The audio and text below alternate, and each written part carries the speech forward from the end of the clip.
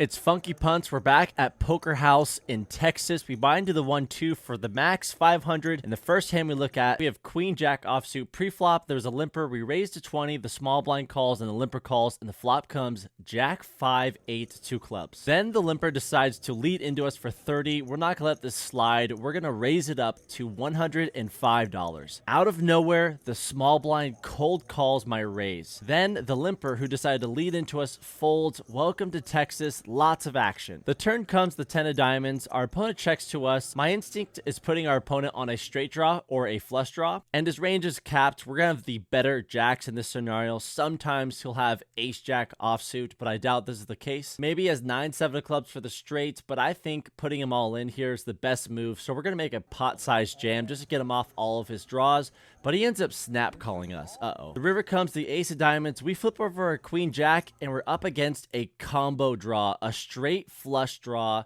7-6 of clubs, and he misses, and we scoop a nice pot for our first hand. After reviewing this hand, it feels like a big overplay on my part with one pair. Maybe with two pair I could do this, but in the moment I went with the live read of the speed of his call. It felt like a drawing hand, sort of capped at one pair. I don't want to put those hands in a tough spot. This hand gets wild so fast. We complete in the big blind. The flop comes Jack 3 king. It checks around. The turn is another king. It checks around again, and the river's a 7. And we haven't showed you our cards yet. We have king 7 for the second nuts. We bet very small into a $60 pot, 15 bucks, and our opponent re-raises to 45. When he re-raises here on the river, he always has a king. I doubt he has king jack for the nuts. He would have raised that hand pre-flop, and now it's time to squeeze as much value as possible. We're going to lean towards a larger sizing here, so we find a perfect size that I believe is $200.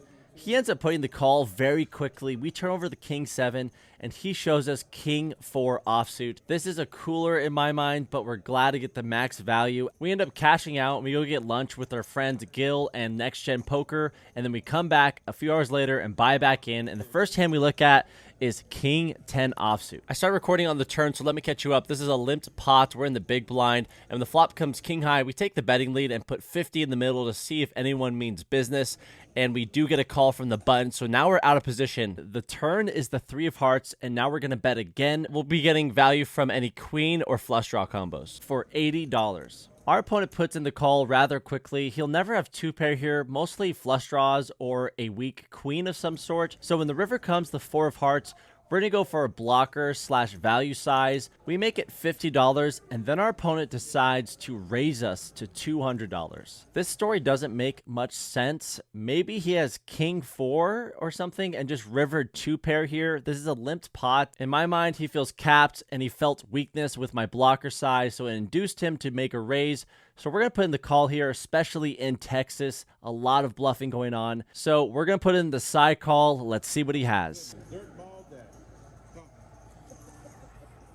He shows us a king. Is he slow rolling us? I don't know. And then he turns over a deuce. We just scoop a massive pot with a marginal hand in a limped pot that just got way too big, too fast. Welcome to Texas Poker, my favorite of all time. If you guys want to play with me online, you should join the Cheddar Club. Lots of action, a lot of fun. And if you use code funkypunts, that will give you a referral bonus. The link is in my bio. In this next hand, we look down at ace 4 of clubs. There's a raise to 15, and we're going to call this on the button. If we were out of position, we would raise this, but in position, we're going to take a low variance route and call. The small blind calls as well, and the big blind folds. Going 3 ways to a flop, which comes 9, 8, deuce, 2 clubs. We have the nut flush draw. It ends up checking to me. This smashes our range, so we're just going to bet 25 here.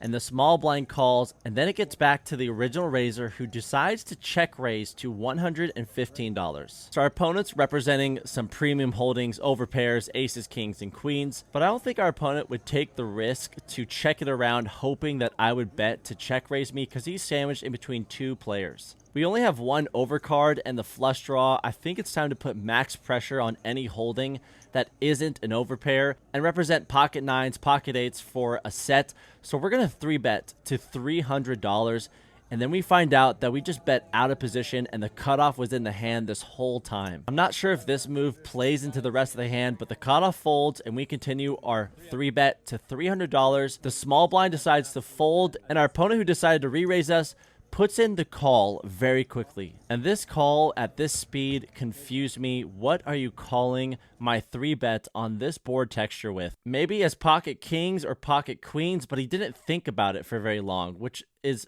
putting me in the blender. And now we're off to a turn. Our heart is beating so fast. We're not sure what our opponent has, and it's the 6 of hearts. He checks to us, and then we go into the tank. This is when I decide to either jam or put in the check back for the free card. I asked myself, what would I do here with the sets? And I think sometimes I could find a check with pocket deuces or pocket 8s. Our opponent could have 7-10 of clubs for the straight now, but I think that's very, very unlikely. We consider going all in, but we're just so confused by the 3-bet call pre-flop, so we decide to check and take a free river. My biggest issue with this check is it sort of puts our hand face up. It's a flush draw, obviously, and if we don't hit, I know our opponent's going to jam. The river comes the 8 of spades. Our opponent takes around 5 seconds. He puts his hands in the air and says, oh well, I'm all in. We get a count, and it's approximately $370. We're never putting a call in here, are we? But now we're going back to the story he's trying to tell. On the flop, he checks to us. We bet. There's a call in between, and he check raises to $100, and then we 3-bet to $300, and he doesn't want to get it all in. He puts in the call rather quickly. What does that say about his hand? He's capped. When does an overpair ever snap call a 3-bet on a flop texture like this? After that thought crosses my mind, I can't imagine him ever having an overpair here. Yes, we blocked 2 clubs in the deck, and we have the ace of clubs as well. And now I'm putting him on a king-high flush draw that missed. And then another thought comes into my mind is Jack 10 of clubs that missed. The only hands he's representing here are pocket 8s for quads or pocket 9s. After tanking for over 2.5, 3 minutes, the longest I've ever tanked on the felt, we just can't lay down this hand. We can't find the fold. His story doesn't make any sense to us, and we believe that we're good. So we painfully pick up all of our green chips and throw them in the middle, and now we wait to see what he has. I'm filming just this.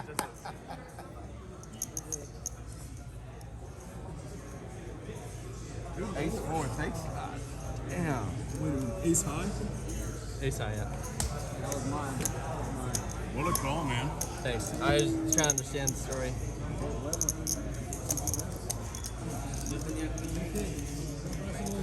Yeah, I mean, Whatever you want. thanks, man. Thanks, guys. What? Oh.